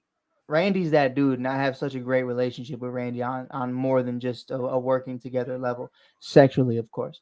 Of course. But in all seriousness, man, this guy understands the way the street works. You know, he's just not your typical, Tennessee guy. Like this guy is big Memphis, and he understands that. So Randy understands, just like Rob and I and Pride. Obviously, you've been, man. I can't even tell the stories Pride's told me, but we understand what things are like in the real world. This is not the NBA. Like the NBA is a beautiful place. The NBA is all sunshine and roses with community and enclosed gates and beautiful housing and all this stuff. But we understand what the real world is. So for Randy to still go up to bat for John Morant, I hear you and I respect it so much. But Chief. Man, it's Keep just it a buck. And I love Randy too. I love but this Randy is too, this is but the point I wanted to Chief. make. The point I wanted to make is I cannot respect a man who doesn't respect himself. Say that one more time. And it's really something for me where with Ja, mental illness, there's a lot, bipolar disorder, there's so many different factors into this world. No, but when the therapist looks at you and says, yeah, he's good, he's just fucking stupid, I go, that's a problem. Yes. And that to me is like, Ja understood what he was doing. He went through the entire thing, acted like he was good, and then back on my bullshit. And this is honestly why this situation, why I'm taking it serious, because I've seen people not take it, say, oh, there's no big deal. Here's my issue with it. And I'm gonna tell you why I'm taking it extremely serious. Do you want to know who else used to do the same stuff? Aaron Hernandez. You think Ja's gay? 110%. But that's not the point I wanted to go with it. It's the hair dye, isn't it? 100. The hair dye, how he talks. 100%. It speaks volume. Yeah, bro. Listen, respectfully, listen, I try to be rude. But you hang out with Jalen Brooks. Man. You know what that is? Man. Okay, respectfully. Gotta go. Tony, turn it off. But anyways. Turn it off before the NBA knocks on my door and says, you know too much. I know too much. I'm just saying, bro. But hey, Pride, tonight I'm gonna hear glass bottles clicking outside my house. I'm gonna go, what? I'm gonna open the window, look, and I'm just gonna hear, there's a parade inside my city. Yeah, there's gonna be you go look out the window, you go see Josh standing there hanging a pistol. Man, good thing he can't shoot though. But 100%. Right, this is where I wanted to piggyback with you. I get worried, and I mean this because I remember how the world reacted to Kobe Bryant. And what I don't want to happen is the world reacts to, God forbid, the same situation where John Morant gets shot. Kind of like we all know what happened to Takeoff, a member of Migos, not too long ago, over a stupid situation that he shouldn't. You know what happened to Young Dolph? Man, Young Dolph. I'm not even. Well, J. Cole actually recently told me not to speak on rappers that you didn't talk about before they passed. So that's why I didn't mention Young Dolph. I rocked with Dolph, and I didn't. So it shows you, man. Like it's one of the things I talk about with my friends, because I joke with them, and even though it's not really a joke, I'm saying like I don't want to just stand outside. Like we too grown to just be standing outside doing nothing. You asking for trouble. Because guys want to know who you is, what y'all is, where y'all from. It's too much that go on with that. Where your grandmama stay at. And unfortunately, we live in a clout chasing world. People will kill you and tell people they killed you. Yeah, I'm the one that did it. And somebody will see John Morant acting tough, and what's gonna go through their head? I want to see how tough. I want to see how tough he really is. Well, he ain't gonna be. Listen, he ain't gonna be tough unless his boys around. Let's just keep that up, but Pride, you don't know who your boys into it with. Right. Not to cut it off, but that's my main concern. Is you act tough because listen, you could have your boys around you, but it takes one guy to change the whole group's whole day. Yep, I'm that guy. You look at Takeoff, right? Takeoff was with his whole crew, Offset, Takeoff, the whole 9 yards, his cousins, his family. It took one guy to respectfully take Takeoff off. And that's really what man. But man, got taken off. But Hey, all I gotta say is if you so but eager to throw away wait, some no, money, I was going to just pride, give me some. pride. Ah! Ah! But my point, namaste. My point was, let me rewind because we got to get the clip for the ASAP Network YouTube channel. My point was, it took one guy to have takeoff into the upper room. it take one guy to get you taken off. But No, I'm gonna tell you this. This is my problem with the whole John Morant thing. so I can't work with you, bro. 110%. I'm a horrible person, bro. Here's the problem, bro. Mama. This man gonna make a stupid decision and he gonna take somebody's life. That's Like that, because people saying, oh, they gonna get. What if he ends up being the other side of the token? Like, right. yeah, like Ja kill someone. like him being Aaron Hernandez, like him doing something like that. Not because simply because of peer pressure, talking about, oh my God, he did this, and man, we should have done something before all this stuff. Because like I said, bro, it literally only takes 1 minute. That one friend on that one day, he said, yo, let me have one word with you, and next thing you know, you out here peace. Think about it, bro. He flashed a piece at a park. Let that sink in one time before he flashed a piece at a park. I'll take it a step further because this is the one no one talks about that I felt like was the craziest. You flashed a beam into the opposing team's bus. If I'm one of those security members on that bus, I'm airing that Memphis bus out. Like that's 110%. If I see that, I'm going in there, and that's the sad part. And that's the sad part because now guess what he's doing? Now he's putting those guys in harm's way, the security guards, because then if they panic, they see that, they air it out. Now what? Now all of a sudden they feel horrible because it's gonna come out. Oh yeah, he ain't really mean it. He was just flashing, and then it's gonna be a whole thing. Right. But that's really my point that I was trying to make is it's going to be a really sad day when I have to sit up here and say R.I.P. Ja or say something to those extent. And that's really the point I'm trying to. Randy, and I love Randy. He bats for Ja and he tries to make everybody else who speaks on stuff like this look like the bad guy, saying, oh, he's just a young kid. I understand that. He's not a young kid. He's a grown man. Like, he's a grown man. Here's me, Pride, right? Like, he's 23 years old, right? I'm 22. I'm from the city. I'm from murder capital of the world. And you ain't never seen me fuck around like that. Because when you're from there, you know better. And to me, here's the issue. When you're not from where you try to be from, you get pointed out very quickly. Rob Scott knows better than anybody. Man, they might fear the guy with the gun, but the guy who gets shot lives on forever. And I think that's something for me right now. Ja might live on, but it's going to be for the worst reason because people are going to say, man, you tested somebody you shouldn't have tested.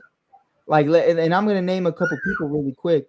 Man, you flash a piece at some guys like Nipsey Hussle, some guys like Meek Mill, some guys like actually Kodak Black, guys who are from that place. Meek ain't finna do nothing. Settle down. Man, I'm sorry. Settle down. Meek's boys.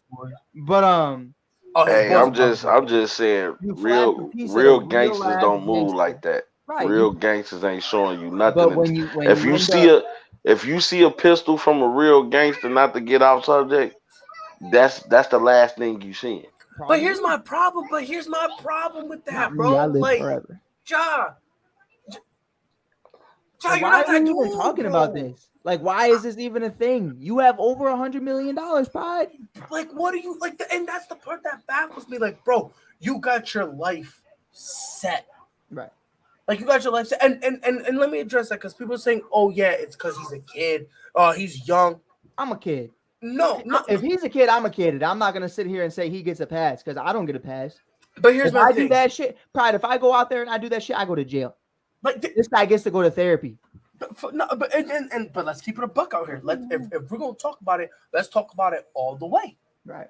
If you're gonna sit here and tell me that he's too young to know the difference of doing that type of dumb stuff, then he's too young to be hooping and getting paid all that money. He's too young to be having endorsements. Because if he's too young to understand the concept that waving a gun like that is irresponsible and dangerous and reckless, then he's too young and immature to understand the fine lettering of a contract to get him paid by all these endorsements. You know what it is?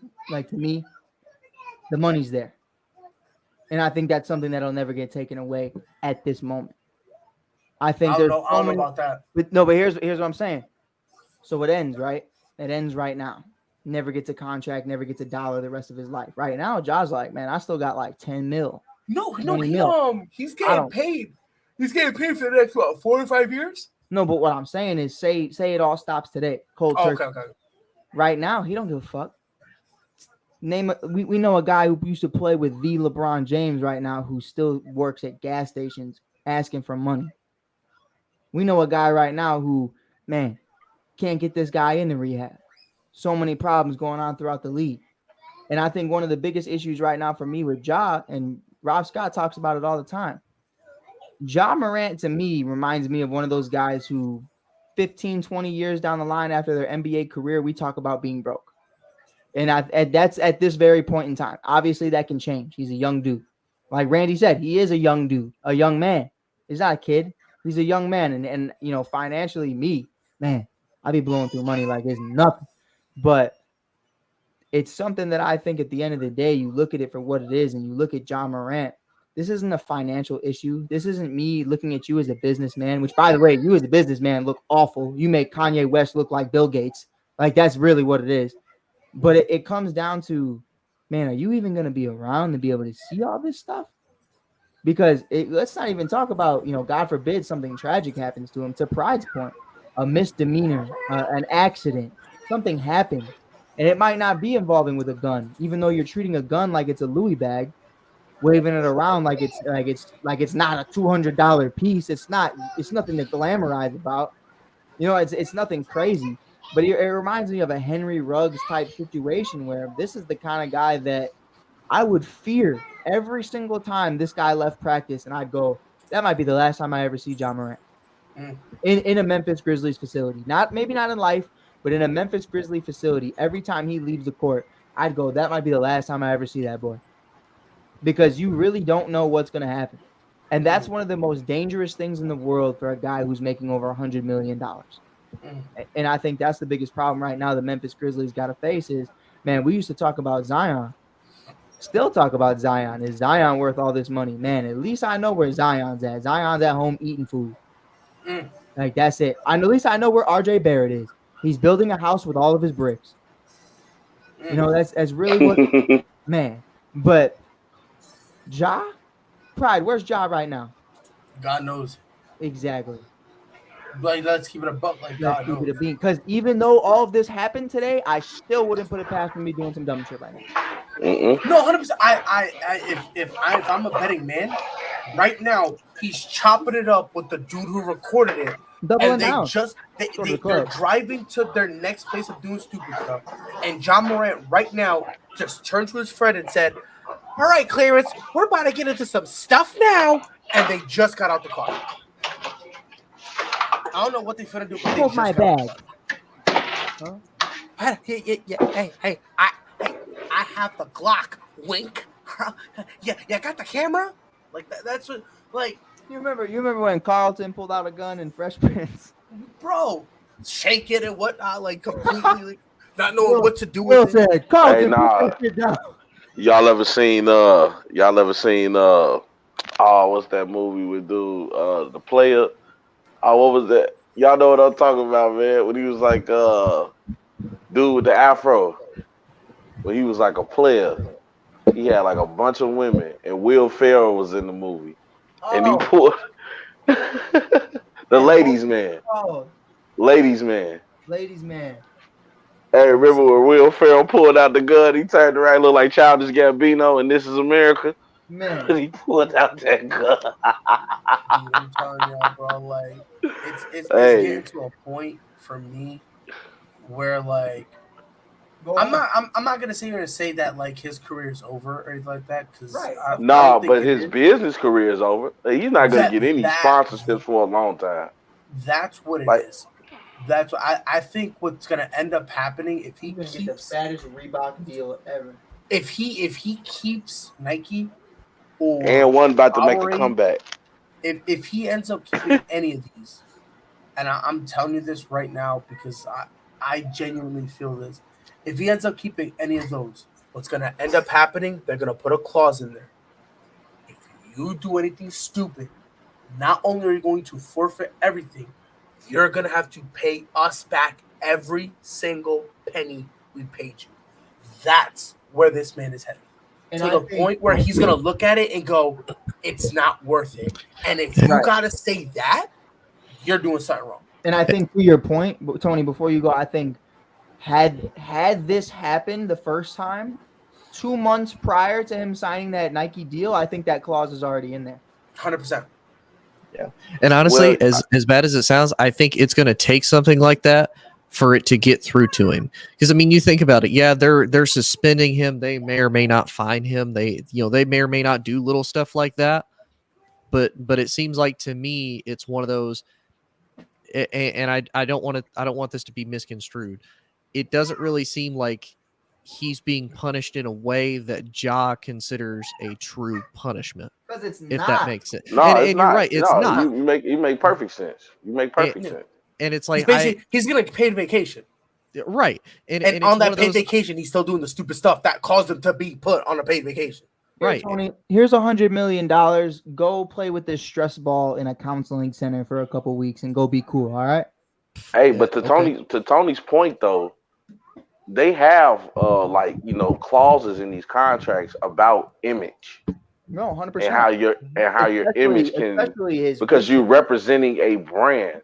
Right. But the thing And- is like what I'm saying that they're gonna have to put in there, not like an image clause, yeah, but to the point that he needs to pay back the money. That is what I think is going to end up being something that he's gonna see in every single contract if he continues going down this route. Because eventually, if I'm a sponsor, Hi, Robert. the last person I'm gonna go to is John Moran. Right now, you're the last person. You gotta pay me to have you spin sponsor. Let that sink in. You gotta pay me. Yeah, but he's not getting any endorsements. I'm sorry. Like Nike is about to be over with. Like his new shoe, it came, it went.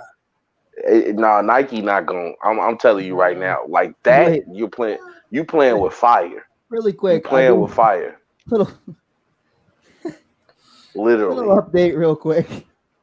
Damian Lillard responds to Joel Embiid after saying he can't win with just him and James Harden. Damian Lillard tweets, "Huh?" Dave is out here. I'm the last person I want to hear about not getting no help trying Man. to win something. Dame feels sympathy.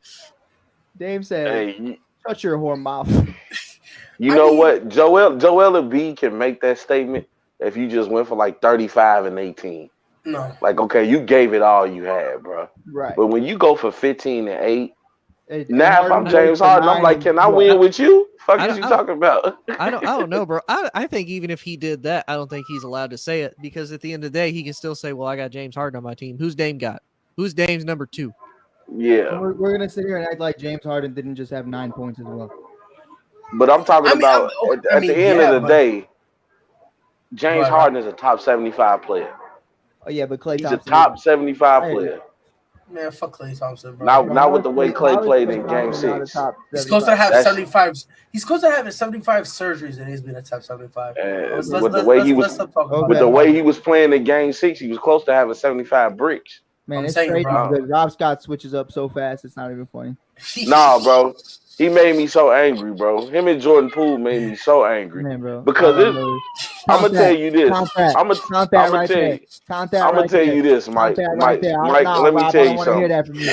I don't want to Let hear me that tell from you. you. Let me That's tell you crazy. something, Mike. You was the only man me that tell had you my something, back Mike. on Klay Thompson. You was the only man, bro. Listen, bro. But when you missing wide open threes, Man, bro, and it happens, you know, it happens For a like lot. 7 Not to games in a him. row. Settle down, bro. Man, but 7 games, you're gonna listen. Here's Dude, what's no, crazy. let's be honest. He's been No, he's no, been choking fuck like in you. big No, stretches. I don't want to hear this. I don't want to hear this whatsoever. Man, Game six, Clay turned to game brick man, Clay. fuck I'm you. I just don't want to saying. hear this. I don't want to hear none of this shit. That is ridiculous. What's crazy is, man, we're gonna sit up here after one playoff series. We're gonna be like, man, fuck that whole man's career. Man, Like, Clay No, was no, no, no, Clay no, no. Clay was I'm bricking not- all season, bro. I'm not saying. okay, so we're gonna take bump his whole one season. career. We're gonna take one season, right? And we're gonna say fuck his whole career, right, Rob? This ain't got nothing to do with No, your hold on. career. We're not. But We're I'm talking talking about the him top, no, but now. the conversation, Pride, if I was correct, we were talking about the top 75, correct? Yeah, but fuck him. Who Okay, cares? I'm Man, gonna be honest. I'm Okay, gonna throw one thing out there. Clay real is quick. top. Okay, go ahead, Tony. I'm gonna throw one thing out there to kind of defend Pride a little bit. It's gonna take a little bit of a surprise turn to defend Pride a little bit. Why? Because you're white?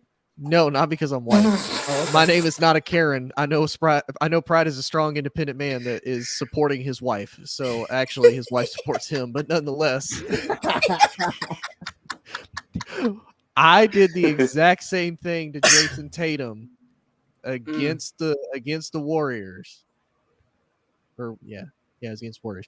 And Jason Tatum just completely going non-existent in that last game in the playoffs. Right. And I crapped on that man the whole time. Unfortunately, Clay is going to get that same thing right now. Like career-wise, and I hear that. But when I mean this respectfully, Tony, you can let me know if I'm wrong, right? You're wrong. What? Okay. But Okay. I'm gonna bring Dame back into it. Dame's on the top 75, right? right? Uh-huh. Outside of Rookie of the Year, what has Dame accomplished that Klay Thompson hasn't? He won a 3-point shootout contest. I Okay, don't think Clay and won. hold on. And I'll think- Clay's I'll not a think- top 5 shooter of all time. Doesn't no. You asked me what has Dame done that Okay, Clay you're right. hasn't. You got it. So, thank you. Okay. Got it. So look our nuts, bro. We run All-Star Weekend, bro. Man, so does Karl Anthony Towns. Fucking paying. I mean, look. I mean, my thing is like, I get why they left Clay off. I kind of do get it because if we're gonna be honest, he is a glorified role player. No. I mean, no, you're not gonna want to have this conversation because you really are a Clay fanboy. But let's keep it all the way 100. If you're ready to have this conversation, we'll have it. He's a light-skinned Robert Covington. Robert Covington. Nah, because you let me know. Let me know if I'm being too He's a biased, 3-and-D role player. But if you let me know if I'm being too biased on it. Go ahead. Prior to the injuries, right? And that's what I'm talking about. The best. Hey, Pride, you out of pocket. So wait a minute. I'm out of pocket? You out of pocket. You out of pocket with the Robert Covington thing. The best. Clay way better player. than Robert Covington. No, I'm not saying he's on the same thing, but I'm just saying like. Clay scored 60 points and 7 dribbles, bro. So wait a minute. So 'Cause you're he saying can't that dribble. you're saying 2 out of the I'm 3 not gonna key lie, though, pieces that's of the way too Warriors are role players because we all know Draymond's a role player. But you need to sit here. Draymond's not a role. When Draymond's not a role player. Draymond's God not a knows role what player. he is. God knows what he is. He's just there. Yeah, as a role player, He's not even a role player. bruh. Yes, But he is. He's a playmaker. Here's He's my no, point. he's just there. He's just The there. point I wanted to make, and this is my fanboy coming out. And Rob, I want a real Steph Curry fan opinion on it too, because this is prior to the injuries. The most complete overall player on that Warriors dynasty team was Klay Thompson. I don't know about that one. Like the best scorer, you could say it's Curry or KD. I'm not trying to get into that because that's a whole different thing for a whole different day. The best offensive player was never Klay. But overall, the man who guarded LeBron every single second and gave up 30. of every single, and you know what? What the fuck are we doing here? And when it's LeBron James, that's okay. Like let's be real. And then let CJ McCollum drop 28 on him. Okay, but what? Who won? But anyways, but don't deep throat his defense, and guys are getting career highs on 5 defensive all first team. team. Wild. 5-time NBA. Like, what do we? The top 5, top 3, arguably top 3 greatest shooter of all time. I'd say top 5. I don't put him in top 3. But put Klay anywhere else, and we're not having this conversation. But I'm saying if you put Klay anywhere else, we're not having this conversation. I mean, he's top 5. He's not top 3. If you want to go, I go Klay. I go Steph, Reggie, Ray. if you want to go, if you want to talk about dudes playing terrible defense, why did the whole Memphis Grizzlies team let one white boy named Austin Reeves just go off? Crazy. Bro, because I've been screaming this for how long? Because they're starting players. They were the NBA young boy. Bro. John Morant got the the plot twist. John Morant just saw Miles Bridges. It was like, I want that arc. I want to start in the NBA and be a rapper. You know what's crazy? You know how you can see Jenkins sometimes on the sideline giving hand signals on what play he wants to run? Uh-huh. Tell me why Ja dropped the ball one time and was like, "Hey, what you banging, shorty?" I was like, "Hey, yo, hold on. It's a play. It's a screen, Ja. It's a screen." He's not even. Actually, BD, BD, what you banging, Sean? Damn. Nah, not even. Matter of fact, I'm gonna one up you because you've been chilling with Dylan Brooks too much. He's like, "What you banging?" He pulled his pants down. But back to my slander. I think if you put Klay Thompson in his prime on any other team, we're not having this conversation. I think he is on the top 75. I don't think so. I think he's a better player without Steph Curry. No, I don't think so, because honestly, I think he's a better player playing with Steph because Steph is getting all the attention. And it's I've said this before, and I really do mean it. As for as great of a shooter Klay is, and I will never take that from him. And I will never take that from him. You can take it now. Now you can. Yeah, I'm talking about pre-injury. Okay. I'm talking about pre-injury Klay. That's the Klay we're talking about here. Okay.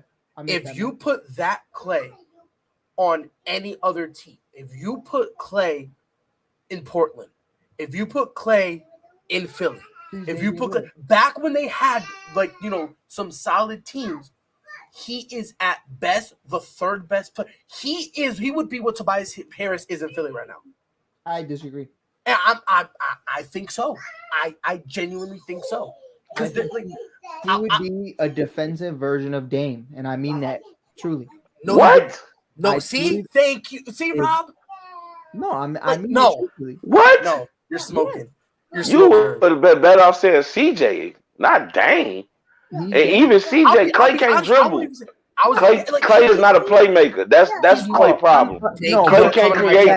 Klay cannot create his own shot. Rob, that's what I'm going with. It is I'm not saying that their play style is going to be the same. I'm saying you being that number one option, you being the face of the franchise, you being that guy that everybody looks at and says you're him. Like Giannis, I'm not gonna sit here and say Giannis could go be Dame. He's not. You need a true Holiday. He would, of course, still have a point guard coming up with the ball. What I'm saying is, on any team, go play defense. Klay would never be the best player on the team. Man, that's point blank period. And that's all I'm saying. Point blank period. He always gonna be number two. See, and I think there's a world where he could be the number one. How? And if he do back then, and if he do, that team is gonna be. If Klay is the number one player on your team, your team is gonna be a 9th, 10th, 11th seed. I don't think so. It'll probably be like honest to God, I think we're forgetting about prime Klay, and that's no. I know prime Klay. Klay was a dog, but you forgetting what Steph Curry did for Klay, and you forgetting what Klay did for Curry. Negative. Yeah. No, because negative. Look. Klay opens up. Klay opens up the court because of his shooting ability. Right. You got to keep a body attached to him. I want you to. But when Steph Curry breaks down everybody, and now everybody in the scramble, if I'm Klay and I know I can shoot like I can shoot, it's easy money for me to go get 30 a night. Rob Scott, can I ask you a question with your Steph Curry wisdom? Yes, sir. Why was Steph Curry going in for layups the entire series? Because he couldn't hit a shot. Now, why couldn't he hit a shot? Now, here's what I'm trying to tell you. Because he got crowded. But here's what I'm telling you. When Klay isn't hitting a shot, when Poole isn't hitting a shot, when Wiggins isn't hitting a shot, and guys can solely focus on Steph Curry, make them play him straight up, the man has issues. But what you got to understand is, but I need you to, you feel me though? I need you to. I hear what you said, but he still was scoring. That's the thing. Hold on. If you stop Klay from shooting, you stopped him. Not even shooting. Steph Curry couldn't hit a shot.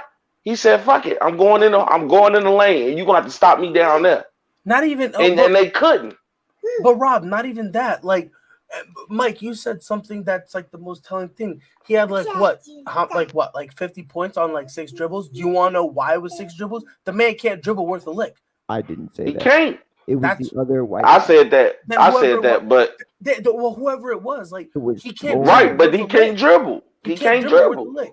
That's what I'm But, saying. Like, but what I'm saying is, if you got Steph Curry, who got the ball on the string, who can penetrate the lane and can shoot his shot at any time, I'm more worried about him than I'm worried about Clay. And I'm So not it's- disagree, and I'm So not when gonna disagree right, with that. but what I'm saying is, Mike, to circle back to what you just said, because you saying Clay opened it up for Steph.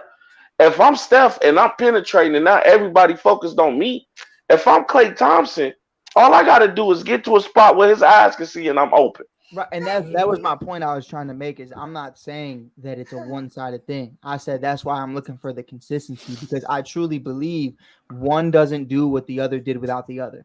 I believe that. But I'm not just attacking Clay. We can look at KD the same way, or why KD ain't had the same success. Because again, if I'm Steph Curry, and the moment I touch the ball, everybody is looking at me, it's easy for me to get 28 points off 12 shots. Right. It's easy. Steph Curry makes everybody game easy because he's a threat. He touches the ball. We've never seen a person get the ball and cross half court and all eyes are on him. The moment he touches half court, he's a threat because he can shoot that motherfucker whenever he want from wherever he want. I agree. I'm just saying this, and I'm just saying this. Like, without a shadow of a doubt, you put Clay anywhere else, prime Clay at the peak of his powers, the best Clay ever. You will never. He's still a number 2 player. And again, number 2 at He's best. He's number 2 at best. Clay is never going to be the best player on the team. And it's okay. Because you have to be able to play make. Yes. Like, but he's an awesome number 2. He's an awesome number 2. It's the when same he's hitting reason, shots. That's what I'm saying. It's the same reason why. And like, the guy I'm about to name, I'm not saying that him and Clay play, like, I'm not saying that they're both have the same play style, would you say Jimmy Butler and Klay Thompson are in the same conversation? No, Jimmy's better. So wait, Rob. Jimmy's better. That's why I brought it up. Jimmy's better. I'm sorry. Is Jimmy Butler a 1? He can be. At best a 1B. He a 1B. He a 1B. Best, would you give personally, Klay no. 1B? No, huh? Clay's a 2. No, Clay's a for real 2. Man. When I say 1A or 1B, what I'm saying is, like, you look at Tatum and Jaylen Brown. As great as Jaylen Brown is on that team, he's 1B. Jaylen Brown's a 2. No, he's a 1B because hold on, time out. Jaylen Brown with Tatum. What I'm saying is, when your other playmaker can't make plays, I'm not going to rely on Klay Thompson to make those plays. I wanted to say that because I wanted to give flowers really quick. I learned that throughout this season. I watched the entire thing. I watched every Celtics game I could. And apparently, you only saw 2 of them. That boy 1B. I would say he's 1B, but when I look at what Jason Tatum brings to that team, I'd say Tatum's got a whole nother level above him. And that's fine, but at the same time, even though he's a whole nother level above him, Jaylen Brown has shown. Look, y'all about to get me in another conversation. I got to ride, y'all. Hi, my boy. We'll talk about this later. I definitely want to talk about it because now y'all done started a whole nother conversation. Mike, I love you, but hey, this is something to talk about because let's talk about the difference between the number 2 and the 1B. We could fight anytime. Hey, what do you say? We can swab it out. Yeah, I get beat up. I get beat up. Hey, Mike, you see me hitting the waist now, Mike. Man, you see me acting like John in these streets, right? You take that for what it is. It could mean hooping. It could mean other things. You don't know. It could mean your long jump. Just know I'm 5'8" and white, so take that for what it is. I don't know if we're talking about hooping, but we might be. Hey, now they call me Mr. Hit That Hole. Huh? Man, they call me Flash Brother for a reason. But with that being said, we are going to get out of here. Tony's got some beautiful man things to do. Pride has to go be the man of the house. Rob Scott's got to go hit them weights. And Now I live got my to life, tend to the wife and tend to these Z's. and I have to go be underappreciated by all the networks in the city. But with that being said, Hey, Mike, can I tell you something? no, don't say it. 'Cause I said too much. I I said too appreciate much. you. Yes, I said too we much. love I and said too much. I appreciate said you. too much. I appreciate you, Mike. Man, crazy story, bro. Another time for another day. Maybe on a random rant on a Tuesday. But with that being said, I appreciate everybody who tuned in today. We appreciate you guys for tuning in with the OGs. That's what I titled this one. Really sir. quick, just want to give Yeah. a happy Mother's Day to all the single mamas out there, all the moms who play both roles, and the moms who are just there in general. We appreciate you every single day. You can check us out on the ASAP Network, normally in the afternoons on the Gonzo Sports Room show. There's a lot of shows. I'm not really qualified enough to say all of them, but there's not enough as there should be. So if you also want to be a part of the ASAP Network, man, just text us. Unless it's Damien, don't text us ever. But with that being said, we appreciate you guys for tuning in. I'm Mike Hughes. This is Pride. Rob Scott's already gone, and the beautiful Jeffrey Tony. With that being said, we're out. Have an amazing rest of y'all Sunday. Peace. Wah, wah. All sports, all plays. Yeah. All sports, all plays. All sports, all plays. 365, we making a plays. We talking the game, get you through the days. We're high in the court, the dime in the lane. Variety, topics, living the same. All presentation, sports information. In the airways, taking the nation. All sport, all plays, like working your faces. Grace at the field, so tie the laces. All sports, all plays.